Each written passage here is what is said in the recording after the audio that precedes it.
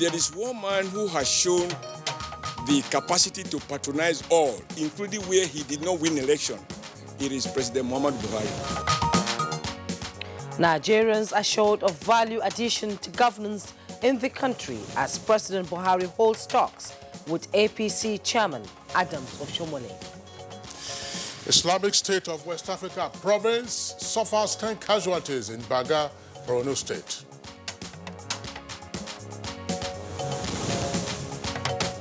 Federal government launches structured mandatory assessment training program, Smart P for workers.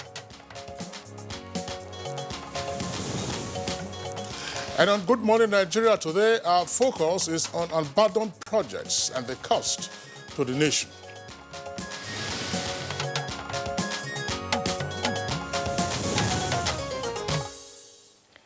The euphoria that greets the award and commencement of a project in Nigeria is often short-lived for the people when along the way setbacks are recorded for whatever reasons being adduced. No one sector is spared, and this has been the situation over the years. Kingsley. That's right, Jumai. Now, just yesterday, that's Monday, at the screening of ministerial nominees, a former minister revealed that projects numbering some 116 in the water sector alone were abandoned all over the country, with 37 of those projects being for dams. And those projects, Kingsley, are just from one sector. Some facts from a survey conducted in January 2019 by a certain civil society group say in over 15 states of the Federation, there are over 12 abandoned health projects, which is scary, actually. Absolutely. And then just last week also, the House of Representatives heard that over 20,000 projects worth billions of naira stand abandoned across the country, and therefore resolved the need to audit all such projects from 1999 to date. And indeed, last year also, there was an alarming figure that was released concerning some 56,000 projects worth 12 trillion naira, and that revelation came from the Chartered Institute of Project Management. And so it is a litany of complaints for abandoned projects from the critical sectors to others not visibly evident to hold to account by the people. The spectre from health, housing and transportation certainly is stifling the needed development, and these failures telling on the cost of the nation. No doubt about that. Now, the concern this has raised has been, for one, that the present administration has taken the steps of picking out several of such abandoned projects. And therefore, we are witnessing several network of roads which have either been rehabilitated or otherwise been reconstructed. The rail sector is also being affected. Indeed, some 12 projects, as it were given speedy priority and completion in the water sector, according to the former minister who was in charge of that portfolio. Good moves, I might say, Kingsley, as government should be seen as continuous process. We need more interventions in other critical sectors to reduce the rate at which projects are abandoned at the different tiers of government. How can we ensure other projects receive further attention for their completion? Well, abandoned, poorly executed or outright failed capital projects are the bane of the nation's development. One question to ask, therefore, is how can this be checkmated in order to reduce the high cost to the country? What measures in particular are there with regards to monitoring? If there are parameters that have been set up to say that, look, step by step, you can track a project, and if there is the risk of abandonment at any point, there's an early warning sign. Those, of course, will be some of the talking points on our conversation segment this morning, and it's on that note we'd like to welcome you to this edition of Good Morning Nigeria. I'm Kingsley Osadolo. And I am Jummai Yusuf. It's always good to have you join us on the program on the network service of the Nigerian Television Authority, NTA. We are broadcasting live from Abuja. As always, we will bring to you the complimentary parts of the program: newspaper reviews, business, sports, foreign and entertainment news. In the meantime, here's the news highlights with Usman Aliu. Good morning, Usman. Good morning, Jummai and Kingsley. Here is the morning news. The national chairman of the All Progressives Congress, APC, Adams Oshomole, has expressed absolute confidence in the ability of the ministerial nominees now being screened by the National Assembly to successfully drive the next level agenda for a greater Nigeria. Speaking to State House correspondents after an audience with President Muhammadu Buhari, Oshomole assured Nigerians of value addition to governance in the country. If there is one man who has shown the capacity to patronize all, including where he did not win election, it is President Muhammadu Buhari. Otherwise, where we got less than 5%, I saw 2 ministers coming from that state, in spite of the fact that he got less than 5% there. That speaks volumes about a large heart, the heart to accommodate, to appreciate, and to have an all-inclusive government. I'm very optimistic that these ministers coming, all of us working together, the party, the executive, which the ministers belong, and the National Assembly, in which we have overwhelming majority, we have what it takes to take Nigeria to the next level. And the next level, we are going there. The APC National Chairman also appreciates President Buhari for continuously providing leadership in galvanizing action for national development, as demonstrated during the last presidential policy retreat to chart a course for the country. For the first time, we have a president who sat for 10 hours each day, listening to presentation, listening to debate, and even himself contributing. That, for me, was something I was very happy about. That our party has moved from being a rally where people just do election and go home, to one that after doing election and we have been sworn in, the Senate has been inaugurated, Rep inaugurated. We now sit down, the party, the executive, the legislature, to say, going to the next level, what are the policy issues? How do we deliver to Nigeria people? That is what those 2 days was about. And for me, I came to thank him for providing leadership for that exercise. The Nigerian Institute of Space Engineers has urged the federal government to provide more Earth observation satellites to aid national security and socio-economic development. National Chairman of Institute, Sadiq Umar, made the appeal at its 3rd annual lecture held in honor of Brigadier General Michael Agu, the pioneer chairman with focus on remote sensing technology and national security. Where we want to be is for us to have more satellites. If you remember, Nigeria Sat-2 and Sat-X, designed, built, in Sore, was launched in 2011. The lifespan of a satellite may be 10 years maximum. You should be thinking of having replacement. In the meantime, 10 terrorists, including 4 suicide bombers, were reported dead following an attack by Islamic State of West Africa province terrorists on multinational joint task force and national troops on Monday in Bagakuka local government area of Borno State. A statement from the Chief Military Information Colonel Timothy Antiga, multinational joint task force in Jamene, Chad. However, the subsystem site at ntatvc.com. Dear Mom, you are extraordinary. You always go the extra mile to make sure my breakfast is made with extra nutritious Milo. I want to say a big thank you. You are extra precious and extra super. Milo is thanking moms for being extraordinary by giving the family an extra 50 grams of delicious Milo for every 500-gram pouch bought. Don't miss out. Offer valid while stocks last. Milo!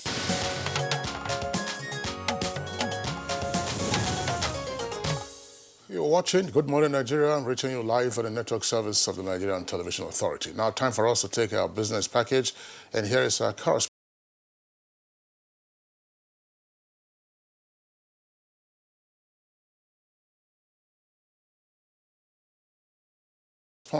Kolo Mohammed.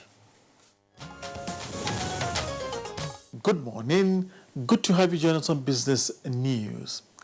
Countries of the world finance their projects using tax revenues or through loans. Nigeria is looking at sufficient tax revenue for financing especially capital-intensive projects for the good of citizens.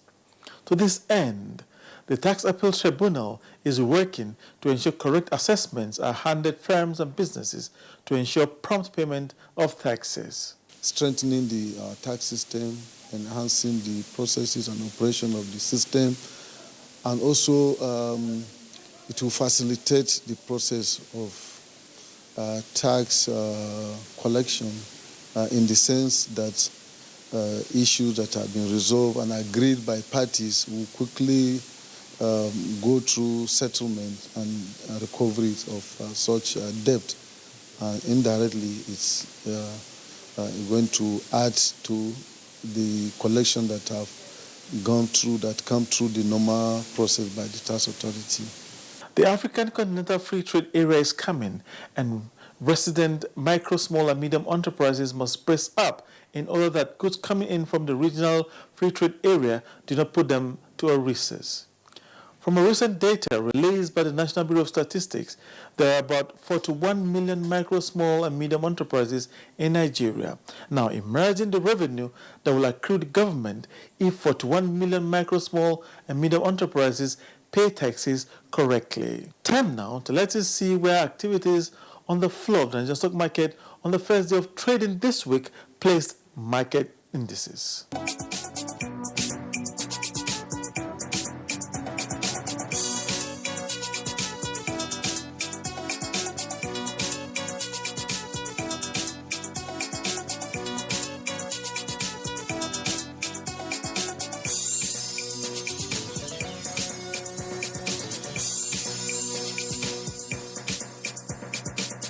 That's business news at this time. See you again soon. Thanks so much, Kolo Mohammed. The newspaper review segment is next on Good Morning Nigeria.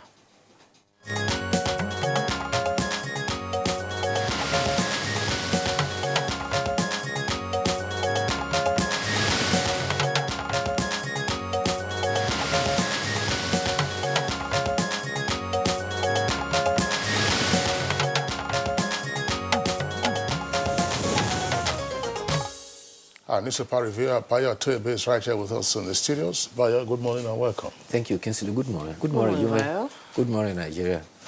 Okay, Jumai, let's begin with you. Yes, we'll begin with the Nigerian pilot. Just below the masthead, don't assign Labour Ministry to Ngige, NLC tells Buhari. That was on page 8. Alleged 2 billion scam, EFCC quizzes Director 6 microfinance bank MDs. You find that on page 6. And the bold headlines, multinational joint task force kills 10 ISWAP terrorists, lose 1 soldier. With a rider as troops snap 16 bandits, medical aid, 5 soldiers injured. That's on page 8. And the picture message there, Speaker House of Representatives Femi Gbajabiamila with members of National Association of Resident Doctors and officials of Federal Ministry of Finance, Health and DG Budget Office at the National Assembly yesterday. We have no witness against Atiku. That's coming from the Independent National Electoral Commission. You find that story on page 5. And at the bottom plate of the Nigerian pilot, Complaints Commission orders custom to return 300 bags of rice to widows. That's you find on page 7. PDP to Senate, submit ministerial list to EFCC. You find that on page 8. Unpaid salary, let's meet in court. Yahaya Bello tells deputy. That story is on page 9. El Zazaki's worsening health, absence forced court to adjourn. You find that on page 6. Fashola proposes 10 trillion infrastructure bond to aid development. That is on page 9. And at the very, very bottom of the Nigerian pilot, Bayelsa, Kogi Gova, INEC fixes August 30th to close application. You find that on page 10. All right. Let's also take a look at the front page of the Nigerian Tribune. The Nigerian Tribune, the lead story, similar, by the way, to that of the leadership newspaper. So, Nigerian Tribune lead story says, Nigeria in moment of trial, Abdul Salami says. Abdul Salami is former military head of state. Miyetti Allah to begin nationwide reconciliation tour. That's the rider to that headline. Details of the story can be found on page 2. And as I said, for leadership newspaper, that's virtually the same thing. It says, dialogue, only solution to Nigeria's security challenges, according to Abdul Salami, with two riders, says there is anger in the land. Northern and southern leaders brainstorm on way forward. Details can be found on page 4. And other headlines from the Nigerian Tribune above the nameplate of the paper, Olubadan and Ibadan Obas reconcile. Details of that story on the front page with a continuation on page 8. Now, below the nameplate, Judiciary should appoint INEC boss. That's according to former Vice President Atiku Abubakar. That's page 9. 819 million naira debt. Go to court. Kogi government dares deputy governor. Page 8 as well. And of course, the African Continental Free Trade Area, Rwanda and IMF chief urge federal government to unify exchange rates. And the CBN, of course, also replies to that, saying unified exchange rate may trigger inflation. That story is below the nameplate of the leadership newspaper. Quickly, two other headlines from the Tribune. Lagos-Ibadan Highway, that's the kicker. Police rescue 7 kidnapped victims, arrest 41, and woman abducted while jogging in Lagos. That took place somewhere around Ajah, Lagos. Details on pages 30 and 31. Ondo Assembly snake saga. We won't approve 30 billion naira loan request. Lawmakers threaten. That's page 12. And let's quickly go to the Punch. Bayo can come in here Bayo. Let's start with what happened at Mina yesterday. The Abdul Salami Abubakar Institute for Peace and Sustainable Development has called for dialogue as a solution to the security challenges the nation is facing. Instead of overheating the polity, leaders in the nation are called upon for urgent attention for the purposes of dialogue and peaceful coexistence. The former head of state and chairman said Nigeria is going through a period of trial amidst growing tension and resentment. There is anger in the land, and the voices of reason are drowning rapidly. The former head of state added, the situation required that leaders to live up to the expectation of the people. They kicked against those beating the drums of war and pushing for the nation's disintegration. General Abdul Salami Abubakar clarified that the roundtable was not a mini national conference, nor a forum to review the constitution. The chairman of the roundtable, Professor Ibrahim Gambari, said the problems we face as a nation can only be resolved through dialogue. And he added, even wars end always with dialogue, adding that disintegration would not solve Nigeria's problem. Governor Bello, who was host, the Niger State governor, says Nigeria's challenges are surmountable. All they require is sincerity of all stakeholders. Meanwhile, at the Presidential Election Tribunal, the Independent National Electoral Commission, which had 6 days to open its defense, indicated that it will not call any witnesses.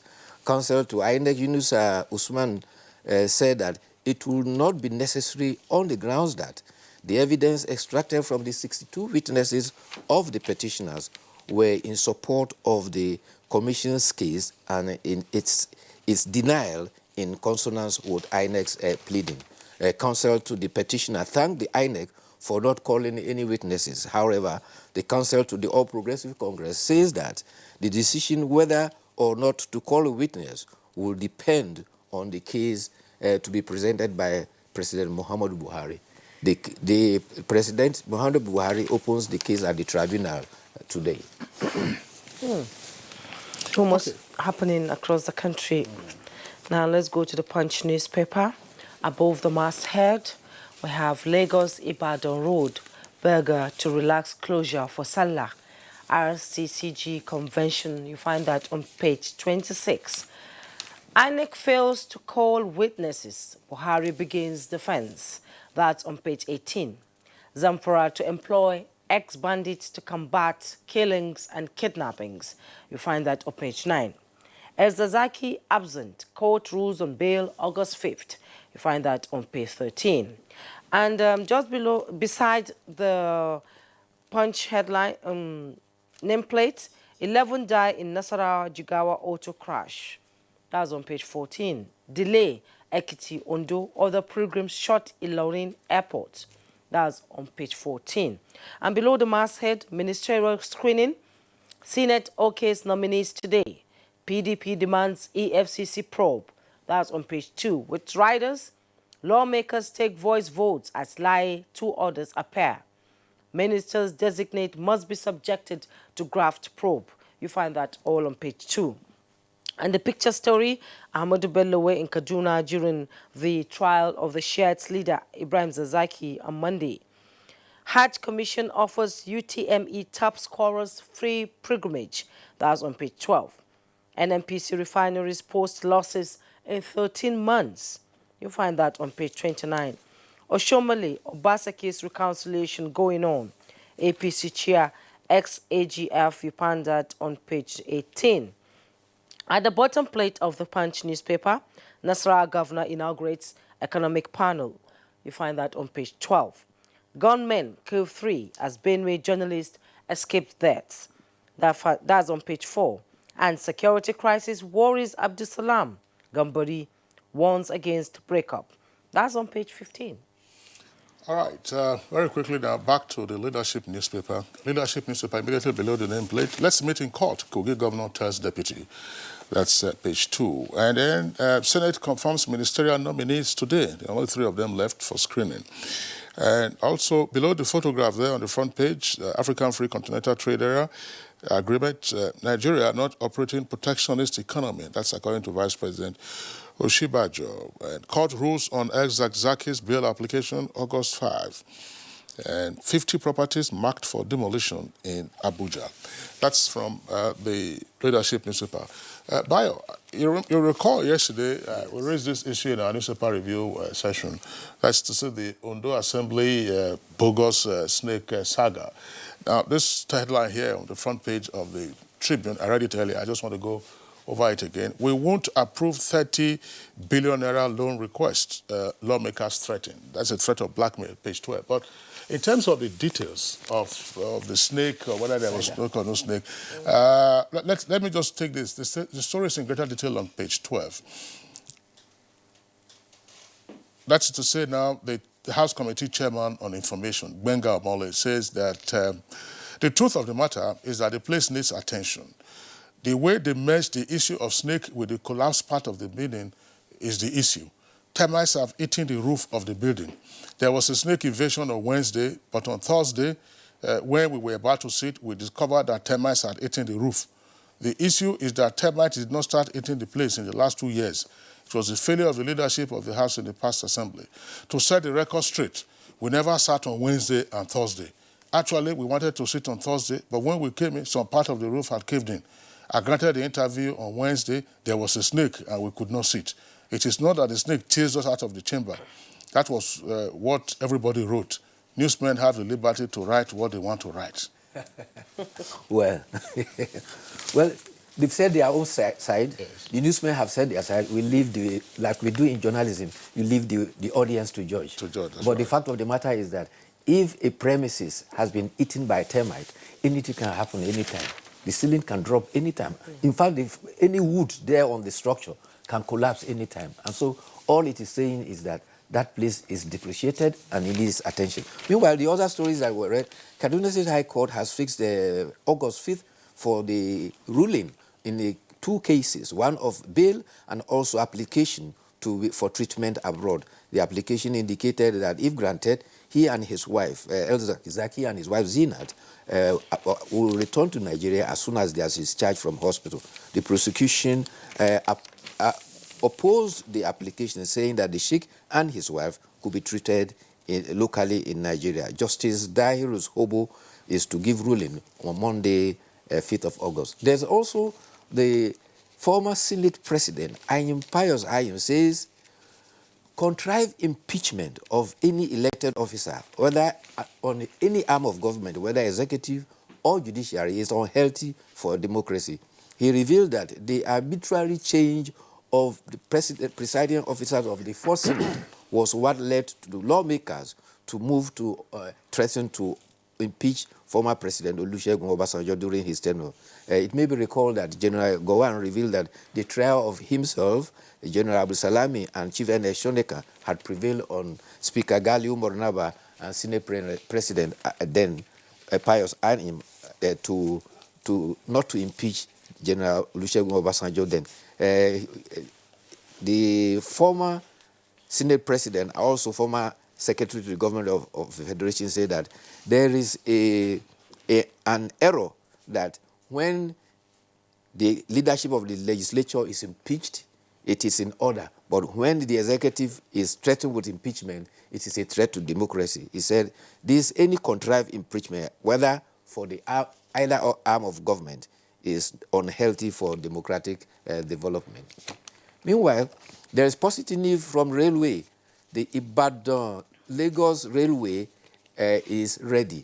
And according to the Permanent Secretary, Federal Ministry of Transport, says that the October deadline that has been indicated is very much online. And in a latest inspection, he said, apart from the 9 stations that are required to be built between Idu and Ibadan, the 2 track for the rail line are ready. It's the standard gauge train line that is meant for shuttle between Lagos and Ibadan.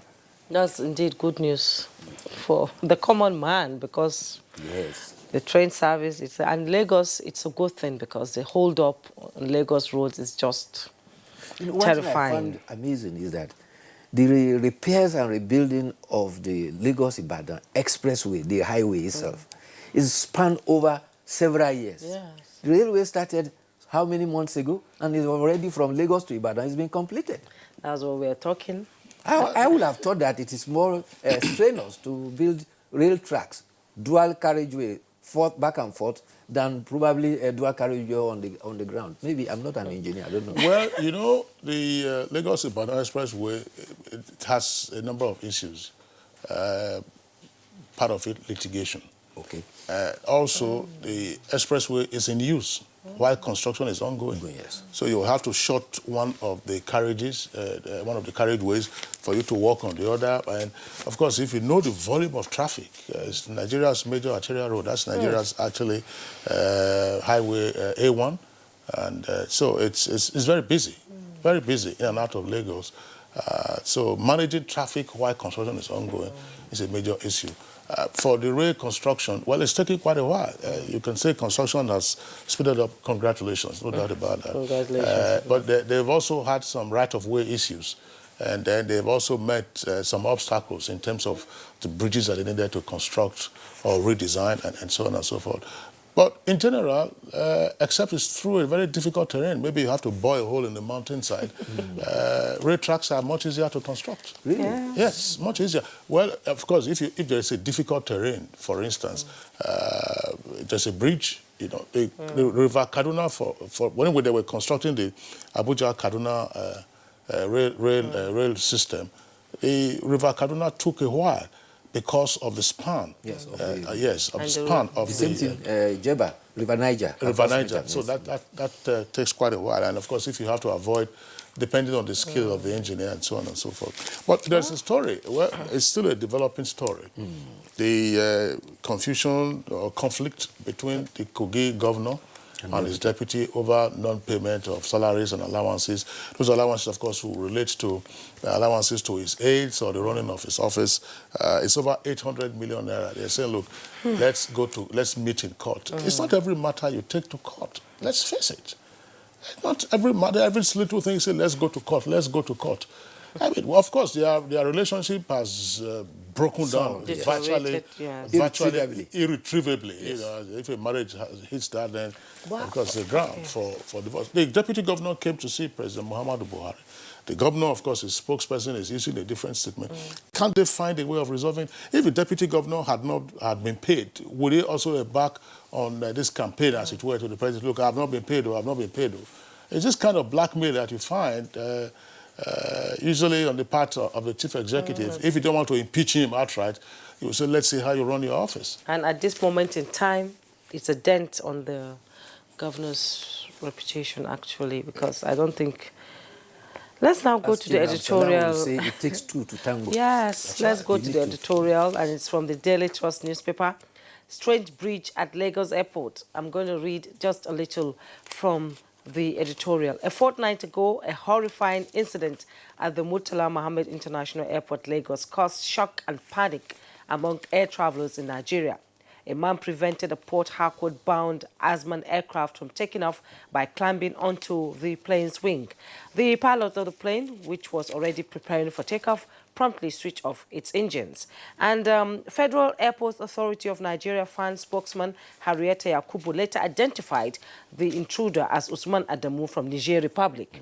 FAN promptly suspended 4 senior security heads pending the outcome of the investigation. The most interesting part, FAN's managing director, Captain Rabiu Hamisu Yadudu, who spoke at the Malam Aminu Kano International Airport, Kano, said 5 days before the incident, the same man was apprehended by aviation security men within the airport premises. Yes, in fact, the questions that the editorial is asking that how did the man in initial instance get within the premises of the airport? What is the responsibility of the security? And the editorial is emphasizing that the security at the airport is very porous, and lessons have to be learned, not only from that Lagos airport, but for all airports around the country. You will recall that not too long ago, there were reports of even cattle invading airports, to the extent that at Port Harcourt, we had an air crash which was occasioned by cows invading tarmac, and therefore there is need to beef up security. They have also commended the managing director of the Federal Airports Authority for accepting responsibility, but they have also challenged him that internally they need to clean up, because if a man had been arrested 5 days earlier, how did the same man get released and then threaten the airport again? Okay, Baya Toyobe, thank you for being with us today. We'll see you again tomorrow. Okay. All right, it's Good Morning Nigeria, still on the network service of the NTA. We'll take a short break now. When we return, we've got ahead with our conversation. Protocol and event management are special skills which can only be acquired through training and experience. NTA TV College JOS is organizing a special 2-week course on protocol, event management, and public relations to upgrade the capacities of practitioners. The course will equip participants with modern skills, techniques, and international best practices in protocol, event management, and public relations. Also, a special 4-week intensive course on non-linear editing techniques will run concurrently. The course will expose participants to modern techniques and technologies of non-linear editing. Take advantage of this course to hone your professional skills for premium packaging of your programs and reports. The venue for both courses is the serene and secure environment of NTA Television College, near Old Government House, Rayfield, Jos, Plateau State. Date 19th to 30th August 2019 for the course on protocol, event management, and public relations. 19th August to 13th September 2019 for basic non-linear editing techniques. Course fee 100,000 naira only per participant. Accommodation inclusive. For more information, please call 0803-314-4383 or 0806-980-9807. NTA TV College JOS, training you to be the best you want to be.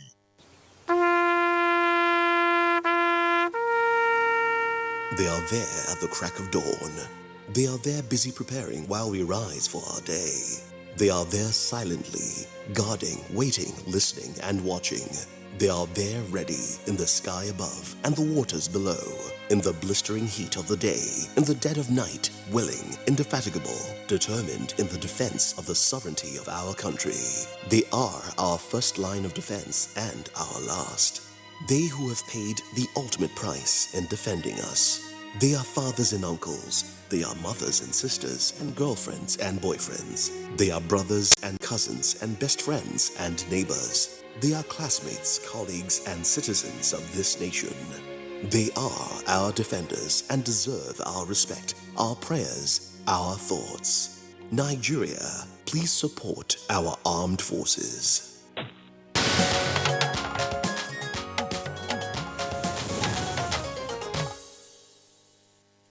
Our conversation on the subject matter. Let's take this background report by Serafina Oko.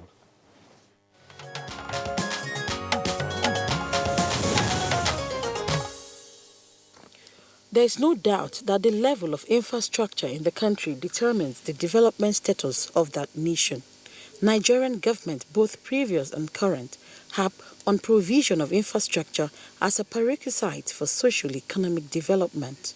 These infrastructure projects cut across various sectors of the economy, ranging from water, power, iron and steel, road, rail, and technology, among others.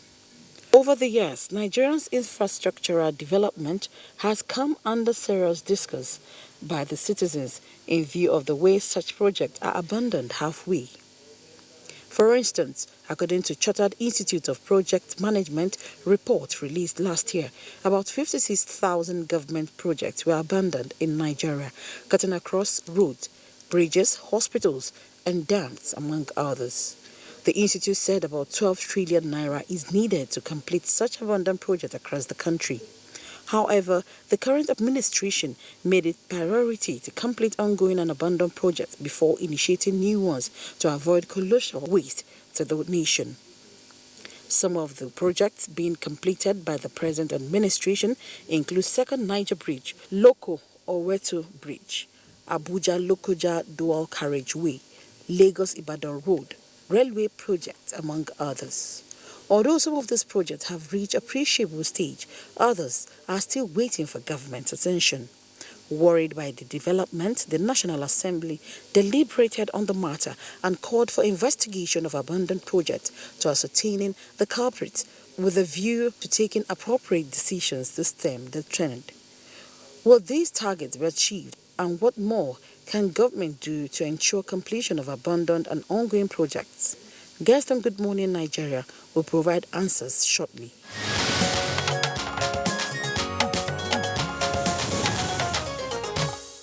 All right, thank you very much for that background. We have guests with us here in the Abuja studios as well as on our Lagos Network Center. First, let's welcome Honorable Francis Udoyok.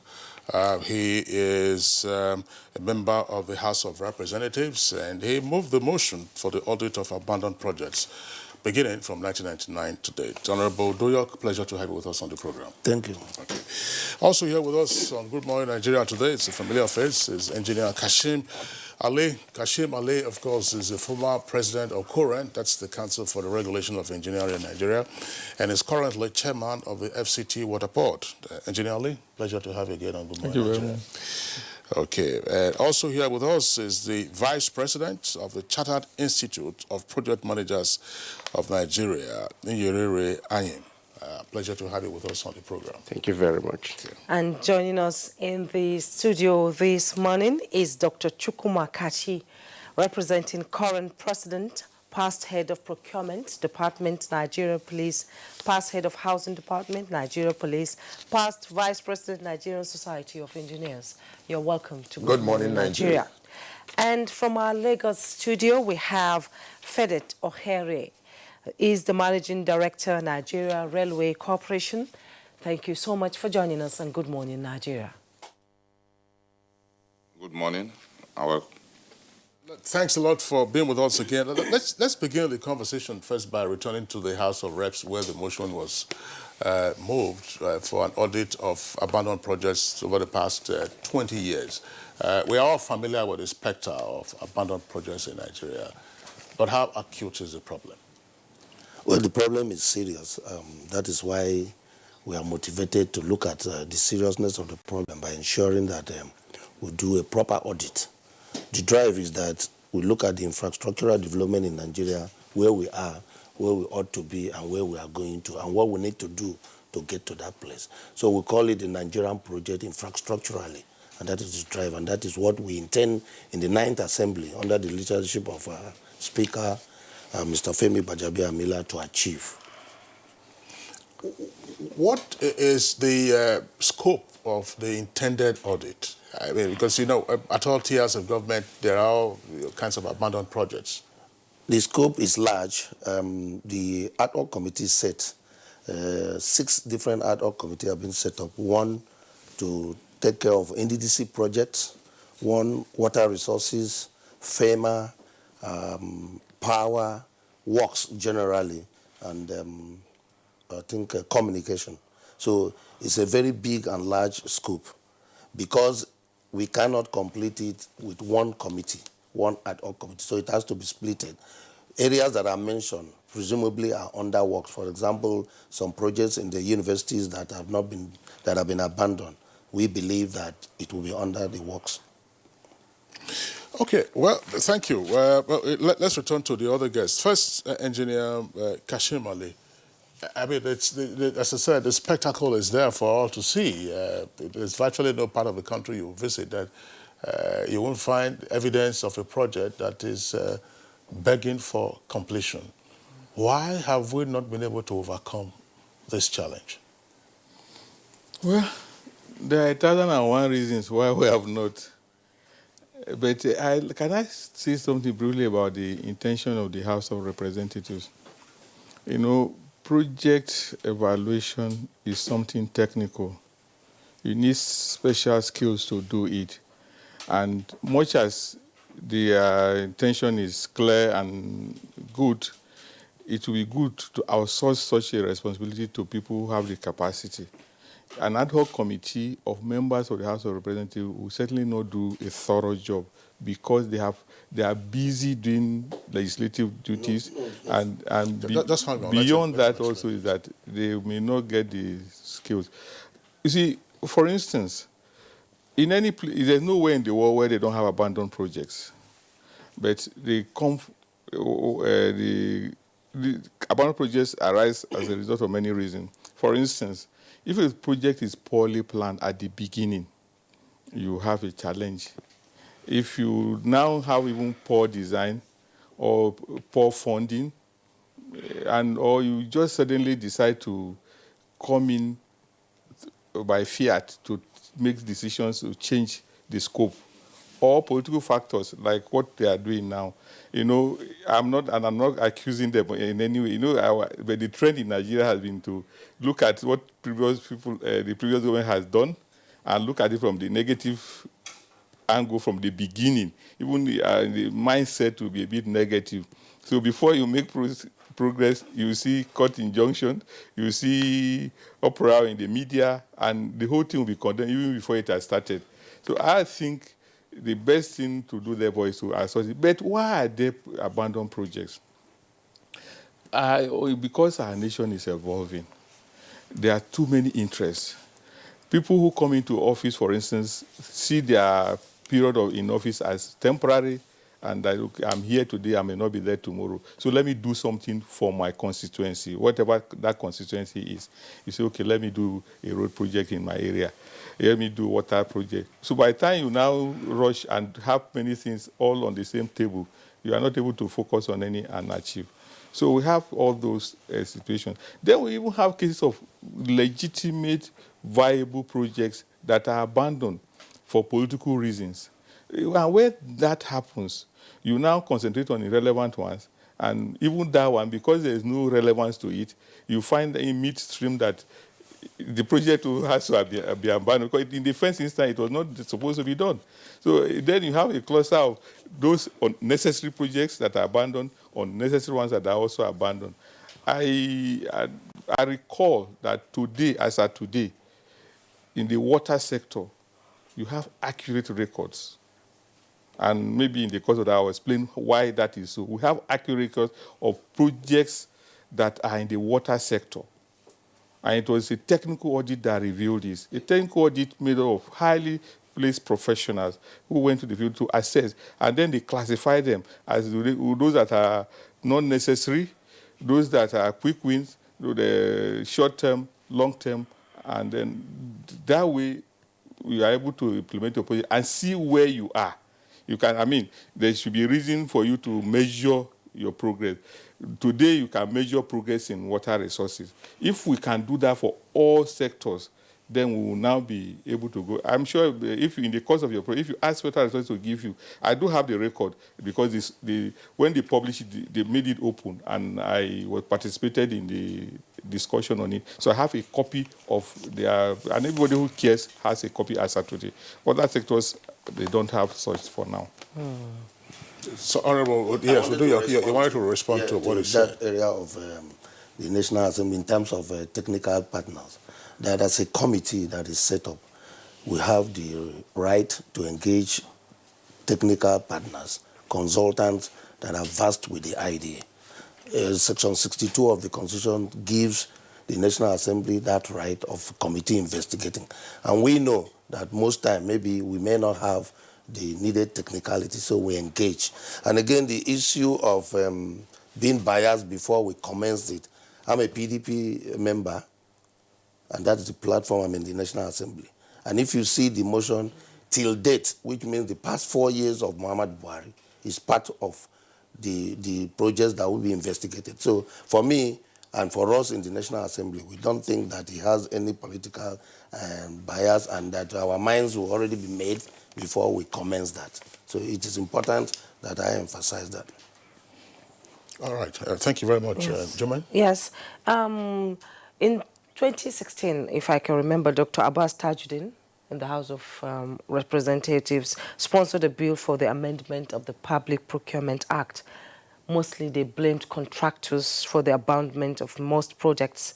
Should the blame just be solely on the contractors? No, I don't think so. Has anybody been brought to book over it? No, I don't think that the blame should be mostly on contractors because most of the projects that have been abandoned, there are genuine contractual issues. Like he said, some of it, the basis, they were poorly started and poor funding. You are aware that in this country, most time budget are funded 60%, 50% and thereabout. So, and when people who initiated this project would have leave government, it is difficult to replace such projects in the budget.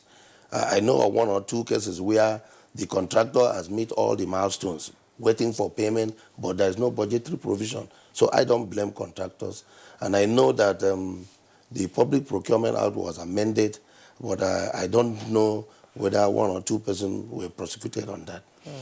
All right, thank you very much. Let's bring in now the Vice President of the Chartered Institute of Project Managers, Nyerere Ayem. Yes, that's Julius Nyerere. Yeah, but this is Nigerian Nyerere. Yeah. Fine. I mean, it's, as we said, I mean, this is a major blight you find in our landscape, projects that are started usually with a great deal of fanfare, and then after a while you find that the whole place is overgrown with weeds. From the project management perspective, what is wrong? Thank you very much. And then to Nigerians, this should be a topic that we need to have sleepless night over.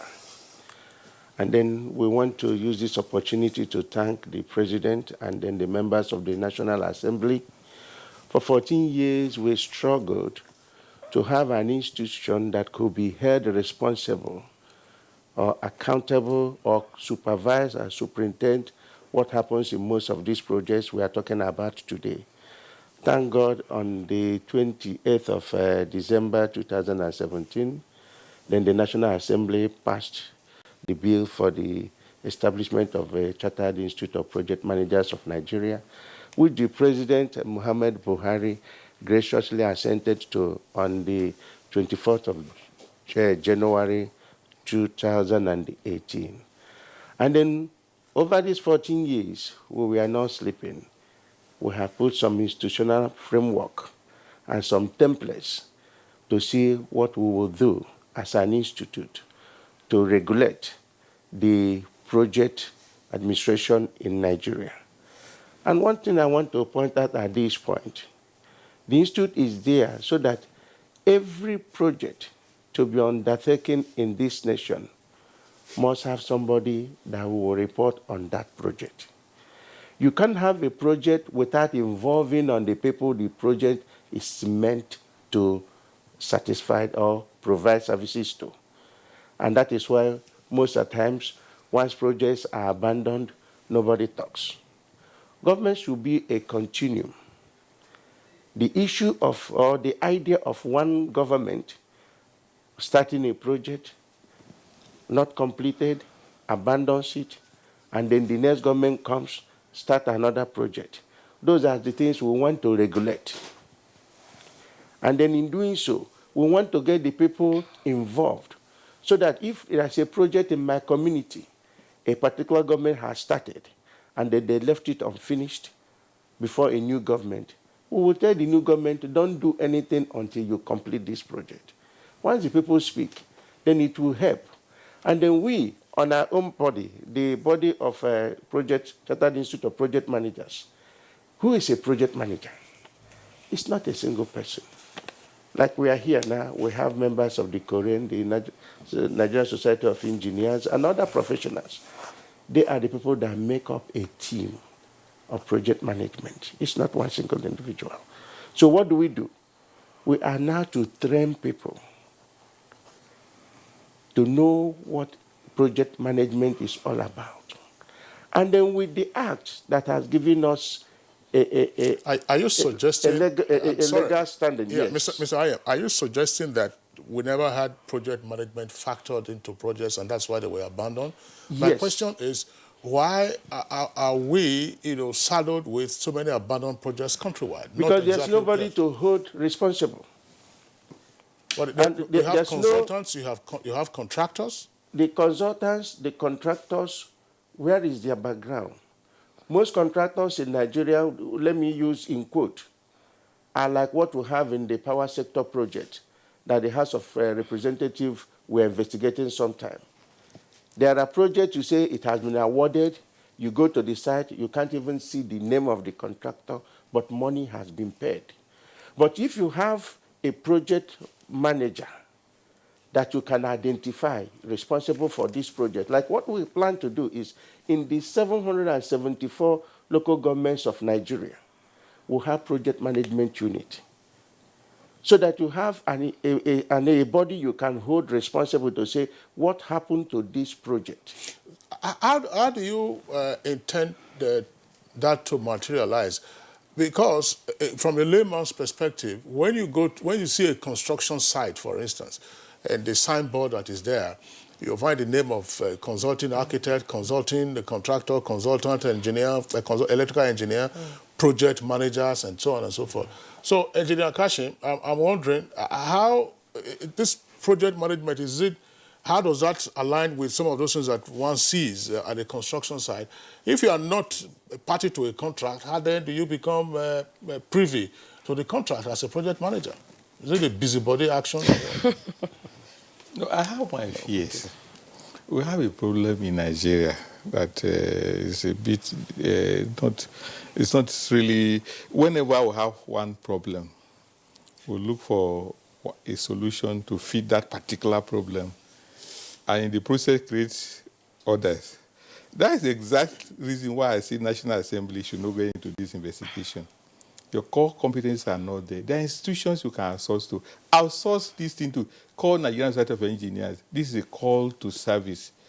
Go and help us do an assessment of all projects, even from 1900 till now. Give them the wherewithal. They will go and do it for you and bring a result. It may come 2 years, 1 year, but you get an accurate result. But if you get a consultant to do that, for how long will he do it? How can one person go around the whole thing? The same thing, without any attempt to whittle down whatever they are doing at project, instead of project management. Kachi here is a project manager, certified. I'm a project manager. You have training and qualification that makes you a project manager. So they have been project managers. What they have done now is to create an association of project managers. Because if we say they have not been project managers, that's why projects have failed. It means all that we do in Nigeria since the independence is a trial and error. And I don't think it's trial and error. We know where our challenges come from. We have done detailed studies, like what we call the report the NSC published every 2 years, infrastructure report. It contains some of those things, why those things fail. And clearly, most of them are purely out of technical reasons, most of them. I'll give you an example. Look at Lokoja, Abuja Lokoja, for instance. Okay, the people in the house, my brother is here in the house, because he's from the southeast, his struggle will be how to do southeast routes. Sorry, south routes. He maybe wants a route from Port Harcourt to his Akwa Ibom. The person from southeast is talking about Okigwe, Port Harcourt. But you have forgotten that before you leave Abuja, which is the capital, which you must come to, you must have a link route to take you to even your area before you move. Lokoja. So you have abandoned that route, and people, after traveling on a good road from your zone, you come and, God forbid, people die every day. Even as I'm talking, people are dying on Lokoja, Abuja road because they have not put priority. There was a time there was no budgetary allocation at all. That's a political decision, not technical. There are many things like that that we do in this country. I don't think, look, each time we have one, we look for one solution. There are already existing institutions, existing knowledge for some of these are problems. Just like there are laws in Nigeria, people don't even think that if somebody slaps somebody on the road, it's a big man. They should make a law that anyone who slaps somebody on the road should be arrested. Not knowing that there's already a law that if you assault somebody, you can be. So these are the issues. For me, this is what I see. I think proliferation, it does happen for development. But again, we must not rubbish whatever has been done previously because we have a new institution. That is my point. Okay. Because to say that there have not been project management, I think it's not be fair, honestly. Okay, talking about that, I would now like to come to Engineer Dr. Chukwuma Kachi. Let's talk about safety of these projects. You know, the houses, the structures. So how can you, is there any method where they bring in engineers to look at these structures that has been there for more than 40 years? And now, as the present administration is trying to bring up all these abandoned projects and work on them, is there any method of looking at the safety measures of these buildings that has been there for a very long time before rehabilitation work begins on it?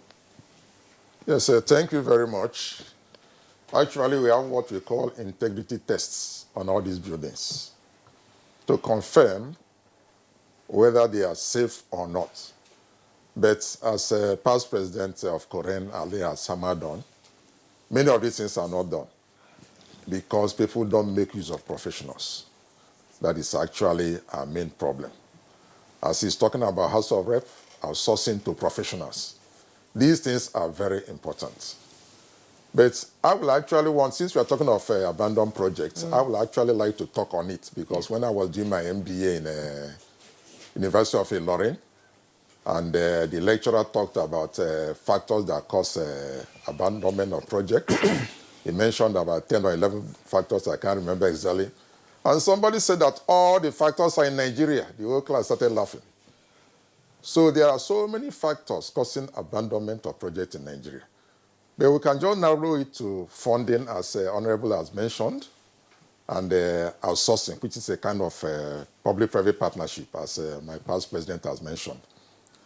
Generally, we talk about 8 elements necessary to bring a project to fruition. The 8 M's: management, men, machine, method, money, materials, means, moment, that is time. Let me concentrate on method. 2 methods of procurement in the world: conventional procurement, which is what we are discussing now, awarding contract and so on. But there's a second one, public-private partnership, which started in the late 80s. Or early 90s, which the world has been making use of to provide infrastructure, which we are not making use of. And this is why you have bad roads everywhere. The money is highly limited. In fact, yesterday when the former Minister of Works, Power and Housing, Fashola, was being interviewed screened at the National Assembly, 40 senators put down their names to ask questions, which shows the importance of infrastructure. And he's talked about 10 trillion bond for us to get our infrastructure moving. This is where PPP comes, the private-public partnership, public-private partnership. It can never be avoided.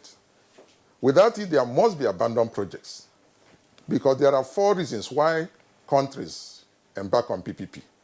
The first is the one that concerns us most, financial reasons. Then even countries that don't have financial reasons like America and so on embark on it based on 2 other reasons: project efficiency and government efficiency. Then some for ideological reasons. So unless we embark on public-private partnership, our infrastructure will continue to be bad. There's no magic about it because the money is not there. Let me say that so far. Well, still with you, Dr. Chukwuma Kachi. You've talked about the financing model for projects. Yes. It would be useful for you to touch on other considerations that are relevant to the abandonment of projects that we have in Nigeria. Okay, I talked of the 8 M's. The first is management. Now, ministries are not actually structured for project implementation. When you talk of organizational structure, you have 3 types. Functional, which is the way ministries are structured, and is the least in achieving success in projects. Then you have projectized, maybe FCDA, Ministry of Works and Water Resources, those are the only ones that are projectized. Then you talk of matrix in between. Now, once a ministry is functional, structured in a functional way, it will create problem for project implementation because project environment is a fluid environment. When a contractor writes a simple letter, it transverses the entire gamut of the ministry from one table to the other and so on. It doesn't work out that way. If the ministries want to implement projects, they should have implementing agencies. The way Ministry of Water Resources has its water board, and let's say Ministry of Agric will have extensions and things like that. But as far as it is that office where you have the minister, the permanent secretaries, and so on, projects will always continue to be bogged down because payment will take 3 months, 4 months. Simple payment will take 3-4 months because it has to transfer the entire gamut of the ministry. Okay, well, I'm sure we'll return to you subsequently. Let's go over now to our Lagos Network Center, where we allow introduce Engineer Fidet Ohiria, who is Managing Director of Nigerian Railways Corporation. Engineer Fidet Ohiria, tell us, what is the status of abandoned projects in Nigerian Railways? What did you inherit, and why were those projects abandoned? You've been in railways for decades, by the way. It's good to talk about abandoned projects, and my colleagues in Abuja have made a meaningful contribution to this subject. My former president and my brother, Kashim Ali, has talked not academically but practical, which means he has been on the field, and I will go on that line. What is abandoned project, for instance? Why do we abandon projects? How come we have abandoned projects? If you do proper need assessment before a project is taken off, and in the Procurement Act, you have a law that says don't give out a project until the budget is passed and fund made available. And recently in Railway and the Ministry of Transportation, we abide by that guiding principle. But before now, we had a lot of abandoned projects, like trying to rehabilitate the old narrow gauge. And contracts were given and under the auspices of Shopee. And thank God, as at today, as at last year, some budgets were being made available to pay outstanding IPCs. And this year, same thing. And we have summoned those contractors for a meeting and asked them to review their program so that we can go back to site, so that we can meet the people's aspiration of having a safe track to run the train. So it is not it is not a thing to achieve results of getting this project finished. It's just commitment and dedication and making your self-interest, reduce it and make the general public interest of the overriding principle. Why do I say that? Is that if you know that you are going to have 10% of the budget of the money for this year, let's concentrate and make it so that you can use that, like the track, you can continue to operate on the track, not necessarily because you want to blackmail, you go and dig the track off so that at the end you are not able to operate, trying to seek more money. So our guiding principle in railway is that the little fund we have, we must put into use to make sure that we can still operate the track, run the trains, so that they don't become abandoned. I think that is a good thing to do by all project team. You talk about project managers. I don't see in Nigeria any project, no matter how small, they don't have a project management team involved in it. Depending on the level of the contract, you may have an in-house project team, or you have a consultant as your project team. So I don't want to be so drastic to say a project manager cannot drive the output of a project. If the fund is not there and the fund, if it's there, is not properly managed, the project becomes abandoned. I think from experience, what is important is that the work program should be properly planned so that the work done should be meaningful. If not even completed, people will see it that it's at a stage that it could be a madman that will abandon the project because we have made the system done the system in a way that it cannot be abandoned. So I will say that as far as this government is concerned, the Abidjan project in railway has been taken off and we have brought it up and they are looking to it and we are taking steps to ensure that they are all completed. The Lagos Ibadan was awarded in 2006 and nothing happened till 2016. And we are talking about deploying train service in October. Itakbe Warri was, I don't know what to call that, for 34 years. We are working on it. And everybody who knows that place, we have started working. That is just because the government had to put some money there and the project team had to go back, make sure that the contractor go back to site. And where they find things difficult, we have to put our heads down and make sure the solutions are found, whether the project consultant, the end users, and the contractor, because the driving force was to deliver for Nigerians. So as far as we have that in our mind, at the back of our mind, that the public interest is the overriding factor, I don't see any reason why projects should be abandoned. Thank you. Okay, thank you so much, Mr. Ayem Chinyere. He made a point in Nyerere. He made a point there that project managers usually are not seen. Can you respond to that? Yes, I want to ask us one question here. Nigerians should equally listen to this. Who do we hold accountable for all these failed or abandoned projects in various states in Nigeria? Let me use the word in general. I appreciate what the past president of Korean actually said, and then my brother, Dr. Kachi. I agree with you.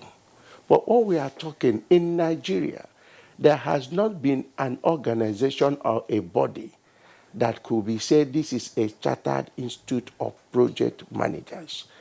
In advanced countries of this world, in Britain, US, name them, we have chartered project managers. That is why most of them are members of those professional bodies outside the country.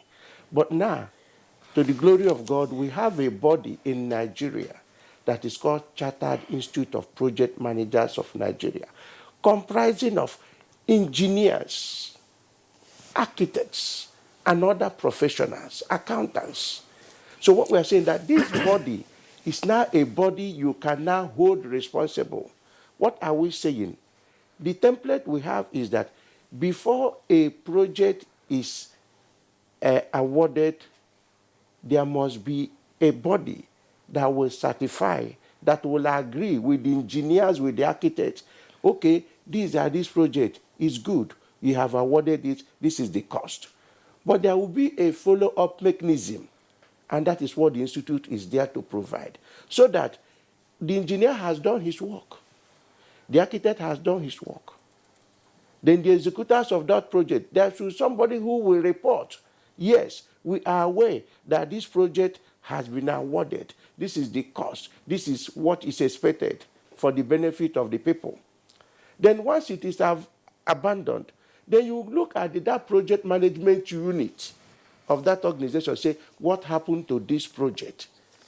That is what we are saying. Dr. Kachi, I want you to respond to this. In terms of this new conception of having a chartered institute as, shall we say, another layer of supervision of a particular project, what value is it likely to bring?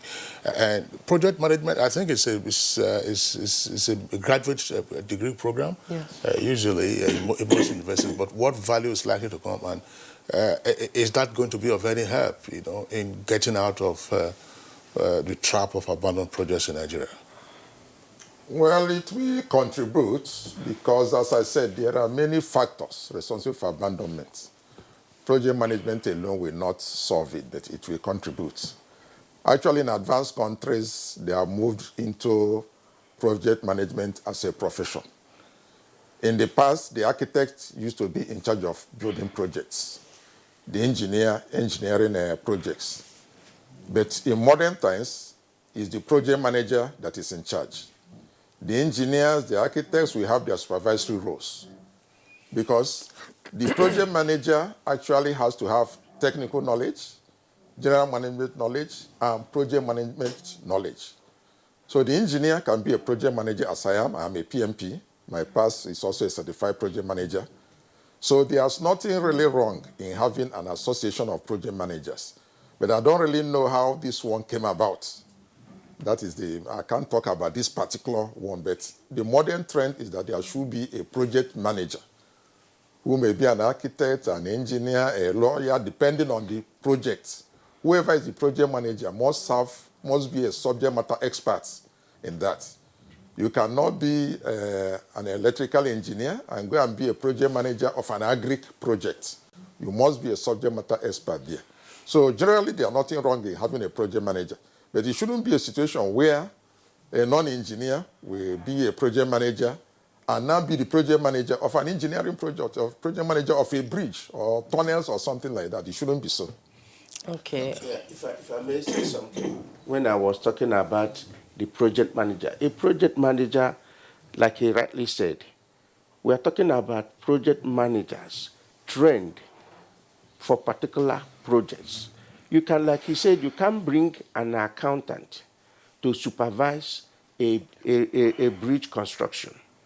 What we are doing in Institute of Chartered and the Chartered Institute of Project Manager is to have a synergy, a symbiotic relationship with all the professionals, so that if we come to a state, they want to build maybe a flyover for a bridge, a flyover in the state, you have the engineers, you have the designers, the architects. Then you have accountants who will do the costing. Okay. You have the procurement managers there. They form the team. Okay, thank you very much. Let's pause. Let's return to one other very critical issue that the guests have all touched on, which has to do with funding. Honorable Francis Uduyok, are you a freshman, a member of the House? Or you? No, I'm a second-timer. You're a second-timer. Yeah. Fantastic. Now, part of what has also emerged is that there is the general view that the appropriation bill is perhaps the most important piece of legislation that an assembly works on, whether at the state level or at the national level. And it would appear to be the case that there is this atomistic funding of projects, usually in the appropriation bill, which becomes our annual budget. Atomistic in the sense that when a project is lying there and the project requires more injection of funds from Akwa Ibom, you will say, no, this project must come to my side. We'll give you 1 little naira here. Engineer Kashim, we don't give him anything. Ayim, give him something. Kachi, give him something. Me, don't give me anything. Why have we had this disposition from the lawmakers with regard to not taking a holistic view of the catalyzing effect of funding particular projects which had been lying low or lying virtually abandoned for so many years, and indeed, after a while, really get abandoned? But I don't think you are completely correct. What happens is that the bill originates from the executive. So at that point, no lawmaker has an input until it comes to the National Assembly.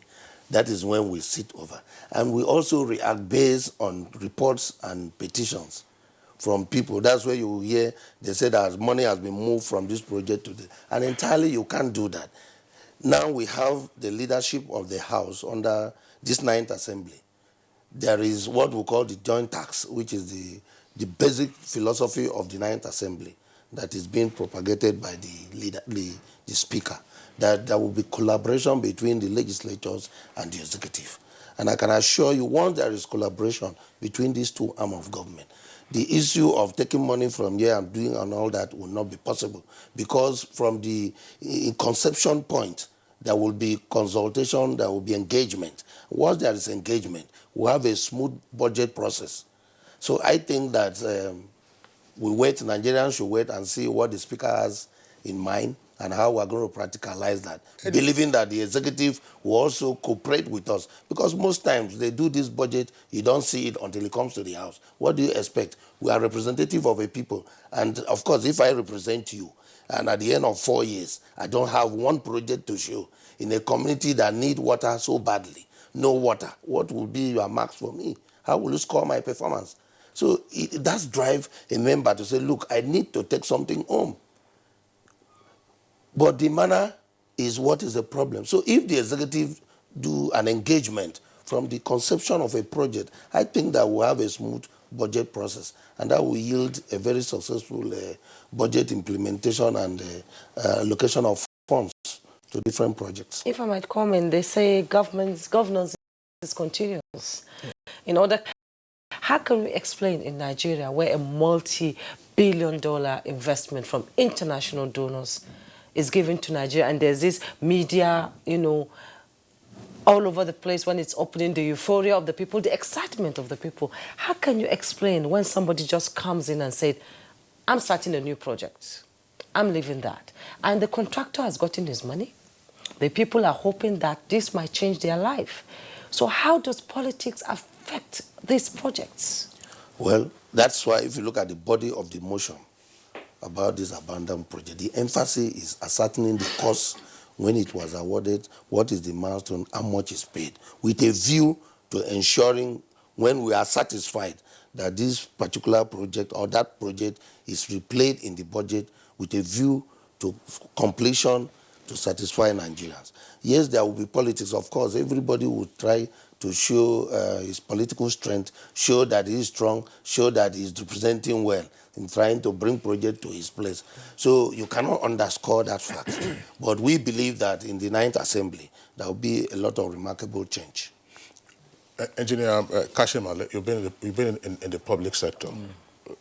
Address the issue of inadequate or even atomistic funding of projects that eventually leads to abandonment. Thank you very much. Honorable, please, this is our country. We don't have any other country.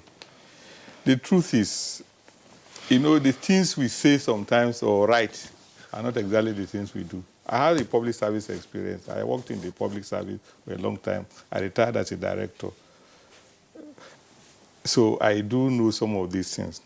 Now, there's a suggestion that Minister Fashola gave yesterday that I want to revise, not the way he suggested. He said, if, for instance, there's a project that is of critical nature to people in South-South, the senators from that area should sit down together and say, this is what we want. And we put funds in that and finish. This will for all zones. So that, but I say instead of the National Assembly initiating it, I would rather that the executive initiates it, because the reason for completion of these projects are technical. For instance, let me look at roads. I talked about Lokoja, Abuja. There's this road, this bridge, Oweto Bridge. There's another one that is linking Loko to Bagana. These are two bridges on River Benue that if you do them, a smart driver can leave Enugu and come to Abuja to work and go back, because it reduces drastically the travel time. Why can't the National Assembly, for instance, say, look, let's forget about all this or that. Let's focus on that. Do it. Make life easy for the ordinary people who have to drive from Enugu to Abuja. Even for commuters who come for business, they can now drive safely to Abuja and go back, instead of going through Lokoja and going winding and then getting killed in the way. There must be a paradigm shift. The present arrangement is that when you have 10 million, for instance, I'll say I'm a leader. They will give me 2.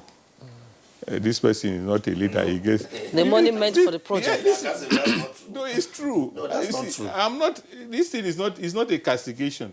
You share, not sharing to put in your pocket.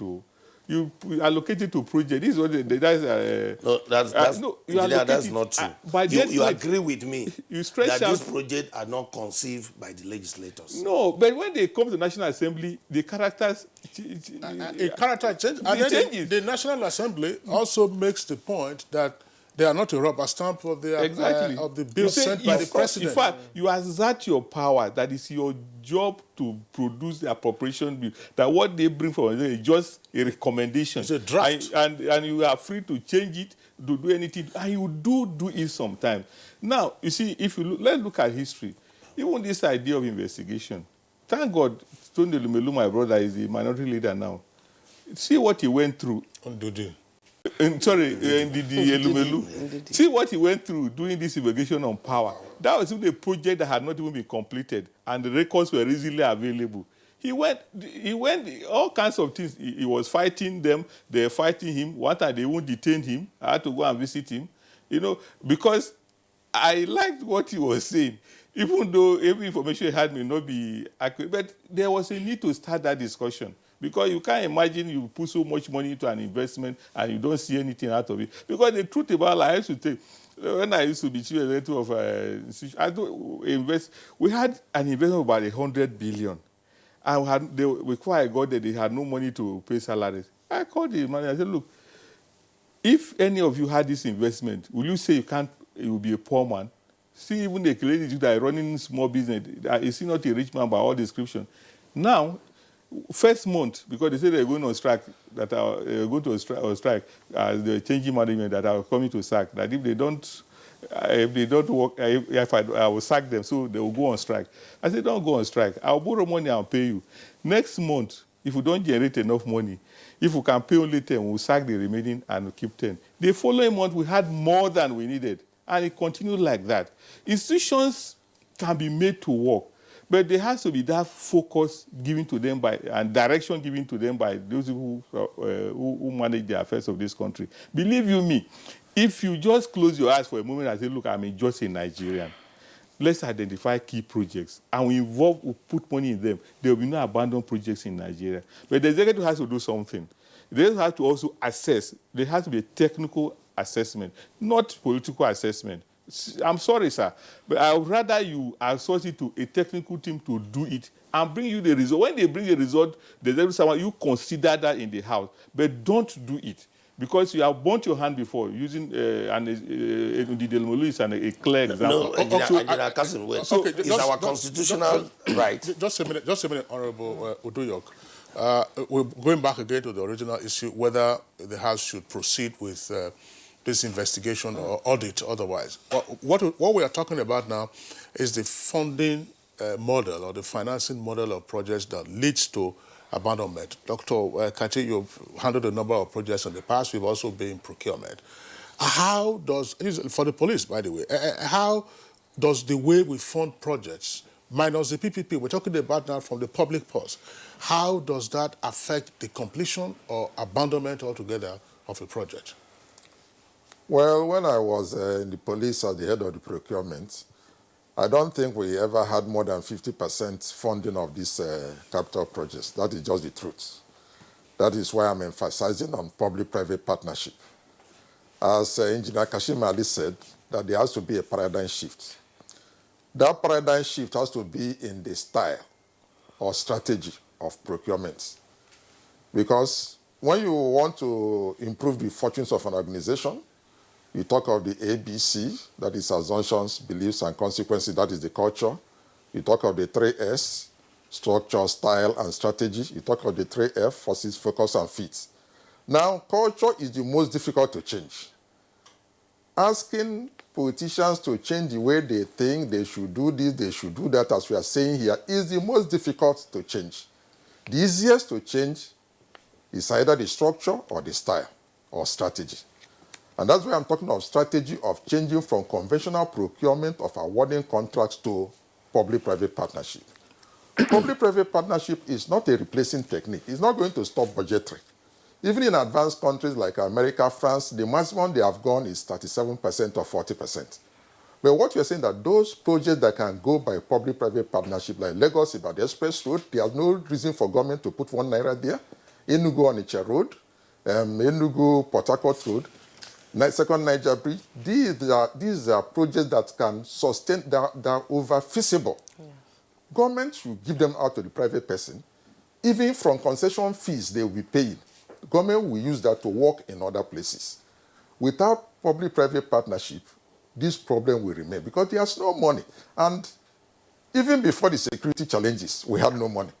Is it now that we are spending money on security challenges that we expect to have more money? We are not even talking of environmental challenges like erosion in Nnaka, my area, and so on, or Vim, and so on. If you go to those areas, they will soon collapse. So there is enough for government to do with money, that these ones that are commercially viable, they should hand them over to the private. That's what I'm saying. But when government started most of these projects, there was money. Because the exchange rate at that time then was maybe 15 naira, 25 naira to the dollar. There was money. So I don't understand where all this talk is coming that there's no funding. When this project started, the money was there and contractors were paid. So how can we marry these things? And now to go on this abandoned project, a lot of money running into trillions of naira has to be spent on these things. So maybe 35 years ago, the money given would have completed the project. How can we hold people accountable on that? How can we marry it together? And when we are saying there's no money now, there's no money now. When the project started, there was money. So how do you marry it? Yes, holding people accountable, you have to do audit first, which is what the House of Rep is trying to do. Yes. Which Kashim Ali is telling them the best method to go about it, to outsource. Outsourcing is a kind of a public-private partnership. But if there was money in the past or so, while holding people accountable, we are talking of how to move forward now. How do we get these roads repaired? How do we get some of these abandoned projects completed? And as I said, that we can get money from handing over the feasible ones to the private sector. Then government should now concentrate on those that are not feasible, because it's not every project that can go under PPP. It has to be commercially viable, because the private man has to make his profit. The government why some of them are not feasible is that government takes its decision based on political, socio-economic basis, not on commercial basis. The first reason why government takes a decision over a project is normally political, because government is actually there to win the next election. And that they do by increasing their reputation. So the project they are doing is actually to increase their reputation. They must win the next election. That is the first mentality. All right, Dr. Kachi and gentlemen, we're taking a short break now. When we return, we'll continue with the conversation.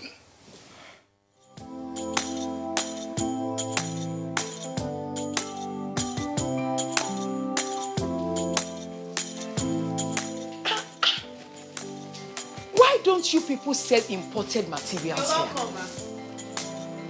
As beautiful as the shop is. Auntie, buying foreign goods does not help our economy. Neither does it boost local production.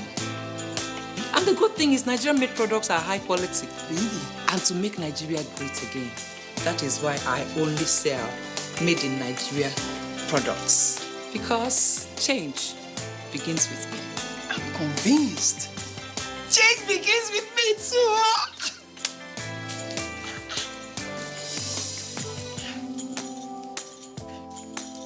Change begins with me.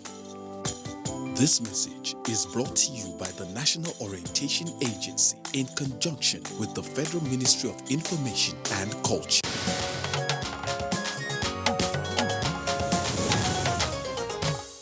All right, welcome back here on State. Good morning, Nigeria, live on the network service of the Nigerian Television Authority. Now, let's return to Engineer Fidet Okiria at our Lagos network studios. Engineer Fidet, a number of issues that have come up, you may wish to respond to, particularly financing model. The fact that you get piecemeal funding from the public purse for your projects. In the Nigerian Railways, how has this impacted on the completion of projects? As I said earlier, in present day railway, what we do, like the Lagos-Ibadan, was to ensure that the budget provision was made and funds allocated. Unlike where you pay piecemeal, we were expected to pay our counterparts funding 15%, and it was done. So there was no fear for the contractor whether, when the time is due, whether the fund will be there. We make that payment, and it was our duty to drive it to ensure that we get the results for Nigerians. And there was no personal interest involved, right from the minister to those of us working under him. He ensured that instead of saying, okay, let's do this small thing out of the money to make sure this one happen, once a fund is allocated to a project, ensure that that fund is used for that project. That was the magic of doing the Ibadan Lagos and making it, getting the result faster than what expected. So I think recently, I don't see any project that has not been allocated fund and you start it, because the cost is a colossal waste to do to go along that line. So since I took over as MD, we ensure that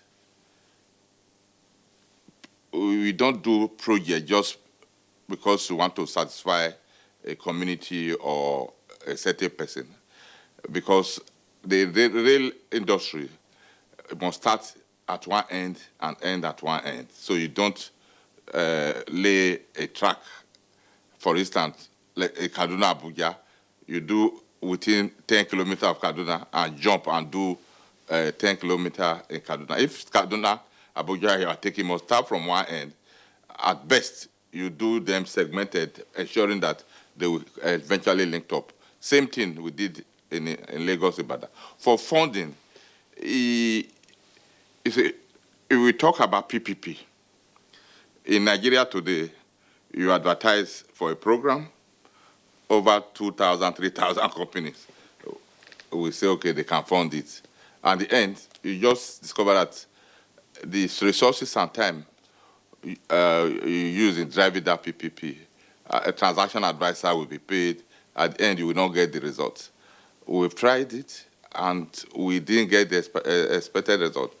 It's better, I will advise that the government, as I always say, if it is 10 kilometers you can do at a go, you do it. Imagine we are over 20 years old in this present democracy. If we are doing 100 kilometers of track, we would have done close to 2,000 kilometers of track from our budgetary provision. So, but when you throw it open and every Dick and Harry, even somebody who has no office will apply, and his document will be so beautiful. We even have foreign partners of no fixed address. So we have to look inward and look at what we do very sincerely. And it's good National Assembly is talking about looking at the Abadan project. I think, first, I think they should look at what is responsible for abandoning the projects. From there on, we can now start correcting them. If the projects are still relevant and they still meet our need, because there are some projects that are maybe 20 years ago, it was very relevant for our needs. But now, if you look back, it's better to forget it. But if it is very important and still need, we should look for the funding and complete them. As the present government is insisting that all Abadan projects that are meaningful should be completed, and they are making necessary arrangements to ensure that, especially as regards railway. So the funding is difficult, especially in rail infrastructure that's so capital intensive. And I also don't believe people saying borrowing is a wrong thing, because if you look at Britain, if they have no underground and those things today, the transportation problem would have been serious, even in the US. But if you have the discipline to borrow and use it, it's not borrowing that is the problem, it's using the money borrowed appropriately and for that particular project that is meant to solve. And that is what the target loan should be used for, and ensure that it's judiciously and expeditiously used. So if we do that, because 20, 30 years' time, our children will not be doing it again. It's already done. I just said, for instance, there are some rules when you pass. If 5 years ago this road was done, the present government would not be doing this, and it would have done another one. And if the portion of Ibadan Lagos that has been done now, you are not doing it next year. So another portion will be done this year and next year. So gradually, we see that the infrastructure we are crying about, we get it right. And the political interest is another thing, but it should be, when you understand how the system works, it should be that you do it to the entire benefit. Because if you do a road in my place and other people will use it. And it will make more meaningful than doing it in another place, and that at the end, you still need to come and pass through a very bad spot. Why you start from one end and take it to the end, as we are doing in the rail industry. We did Kaduna to Abuja, we are doing Lagos to Ibadan, and I think if we continue to grow, if we continue to do that, before you know it, we have the rail track all covering the whole state and the production center in Nigeria. So the funding is difficult. We have PPP in Nigeria because most of our businessmen want to get their profit yesterday, not even tomorrow. So I don't know how we marry those situations. So we should also have serious-minded business people who want to invest in private infrastructure. Thank you. Okay, Mr. Fide, talking about private infrastructure, people coming in to help, with funding to ensure that all these projects are now on ground. Talking about the railway, people are excited. Yes, something is happening in the railway sector from Lagos to Ibadan, from Kaduna, from Abuja to the Kaduna dry port. What is happening to Port Harcourt, Maiduguri, Lagos, Maiduguri, Kano, Maiduguri? What is happening to all this? I know funding is difficult, but what are we going to see maybe in the next year or so along that axis?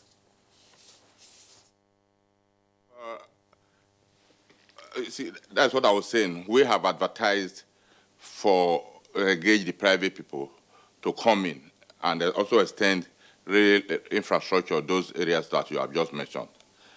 Luckily enough, we are able to come into a private arrangement. Hopefully, we hope they will start construction. We are trying to link it up to Kaduna, to Abuja, then Abuja, Kaduna, and from Port Harcourt, from Warri to the deep sea with the deep sea port. So that one has been done. A contract arrangement is in place, and we are hoping that they will do that, and that one will give us more courage to drive on.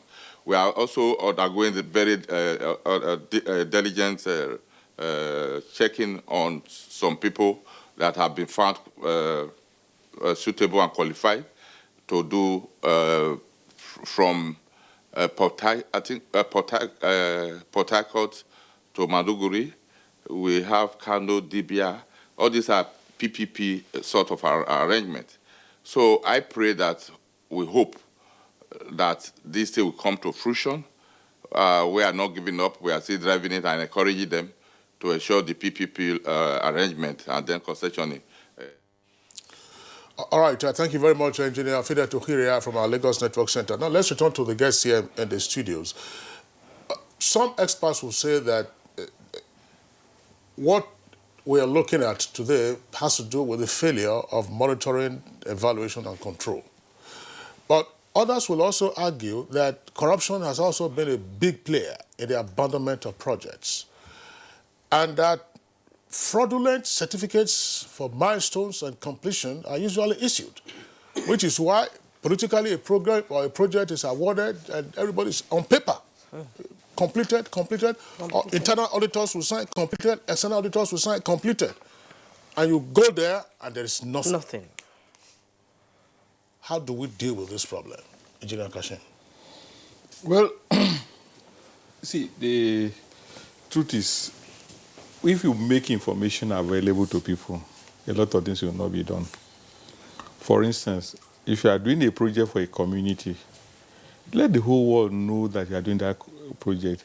So the people begin to themselves monitor it.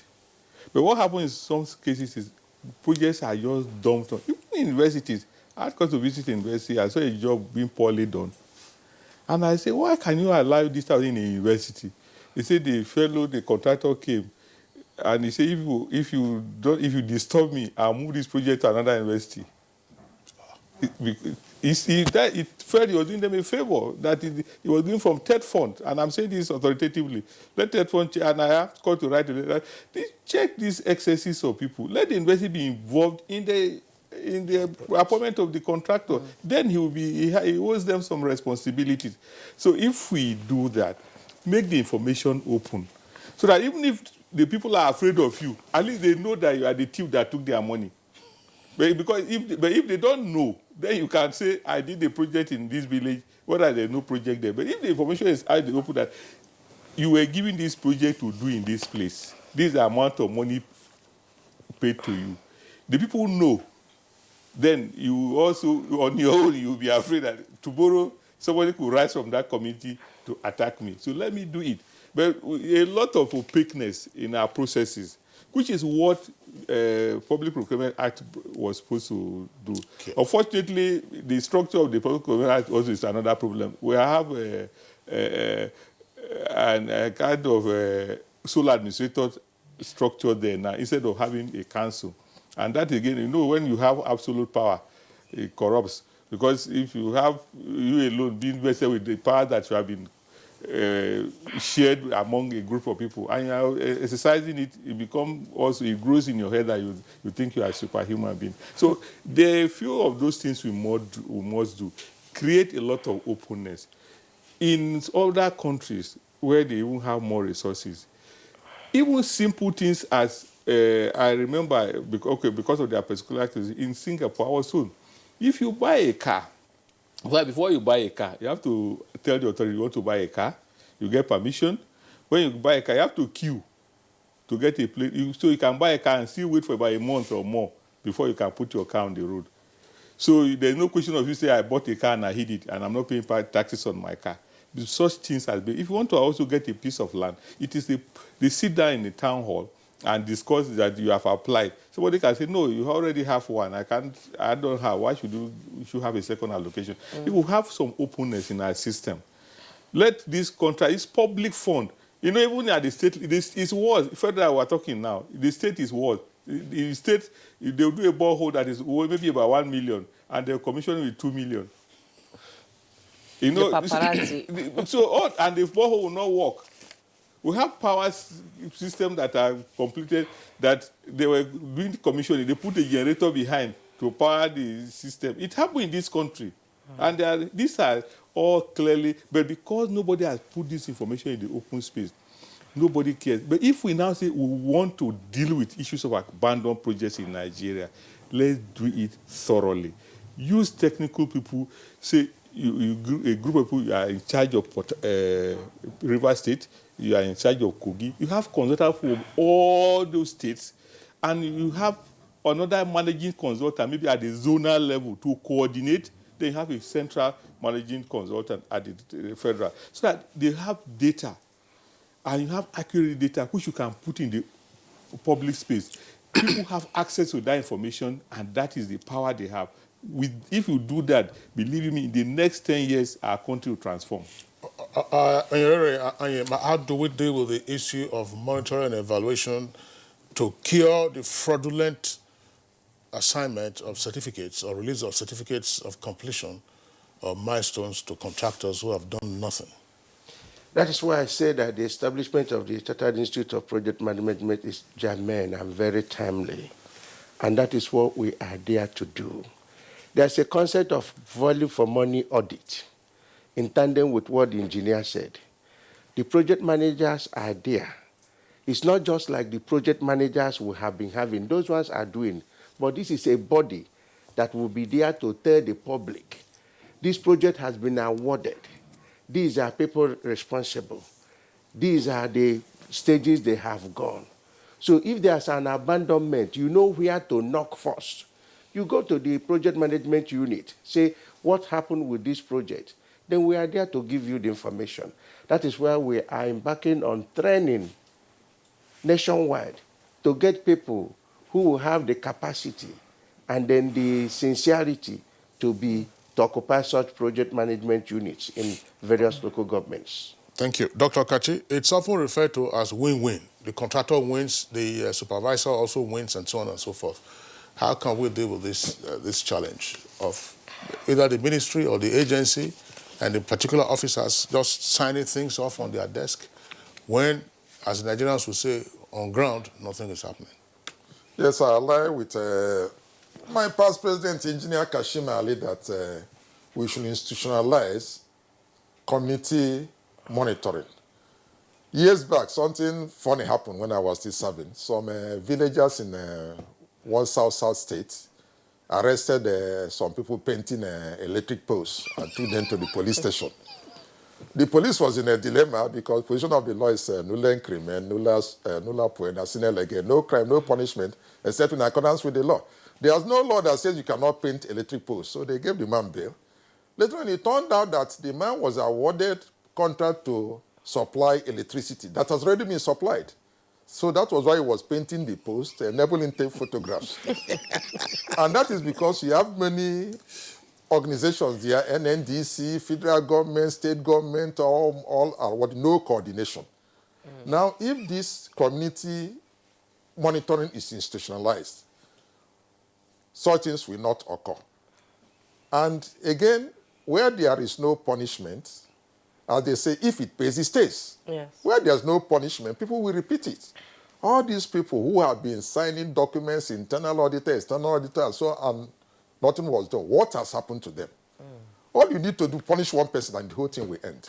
Okay, Honorable Francis, you moved the motion for the audit of abandoned projects. And I hope after the nitty-gritty of the motion passing through so many passages, you would look at commissioning these projects when they are done.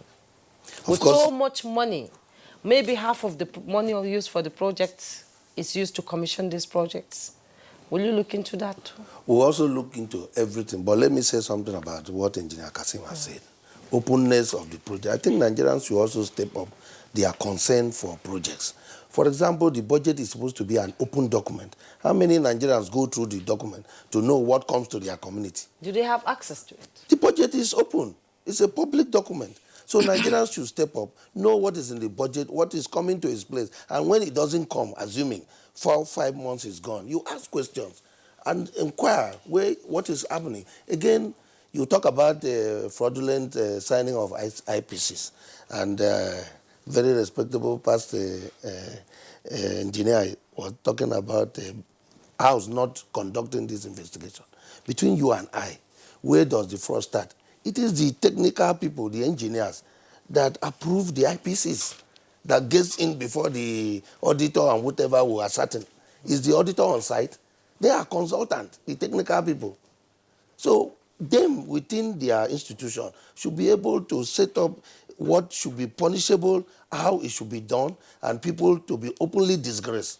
Because what we are talking about, a job is awarded, a consultant is assigned to the job, and the contractor, for example, collaborate with him. He's the first person who passed the IPC, and he goes to the office. The man in office does not know what's going on.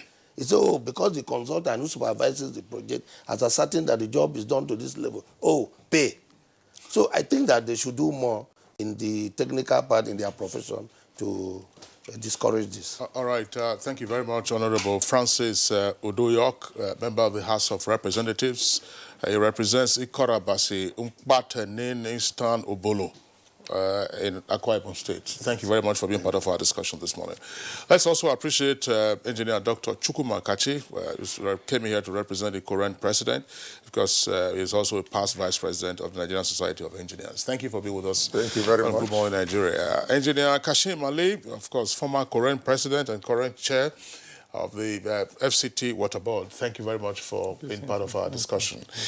Deep thanks also to the Vice President, Chartered Institute of Project Managers of Nigeria, Iyorere Ayem. Thank you for being on Good Morning Nigeria. Thank you very much. From Lagos, we were joined by Engineer Fidet Ohiria, Managing Director, Nigerian Railways Corporation.